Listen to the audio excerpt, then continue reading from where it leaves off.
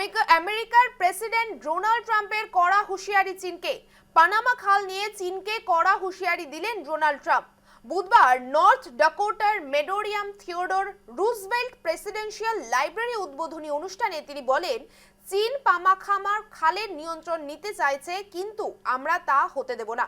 Trump 1977 সালের টোরি-হোস-কার্টার চুক্তির সমালোচনা করে বলেন, এই চুক্তির মাধ্যমে যুক্তরাষ্ট্র একটি অত্যন্ত গুরুত্বপূর্ণ ও লাভজনক সম্পদ পানামার হাতে তুলে দিয়েছিল। তার দাবি, পানামা নিয়ন্ত্রণ নেওয়ার পর খাল ব্যবহারের ট্রানজিট ফি কয়েক গুণ বাড়িয়েছে এবং এর মাধ্যমে বিপুল মুনাফা অর্জন করেছে।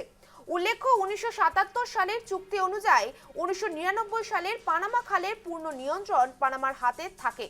থিওডোর রুজভেল্টের নামে নির্মিত লাইব্রেরি উদ্বোধনী অনুষ্ঠানে এই মন্তব্য করলেন ট্রাম্প। পানামা খাল নিয়ে চীনের বিরুদ্ধে কড়া বার্তা ট্রাম্পের। লাইব্রেরি উদ্বোধনী অনুষ্ঠানে এই বার্তা দিলেন ট্রাম্প।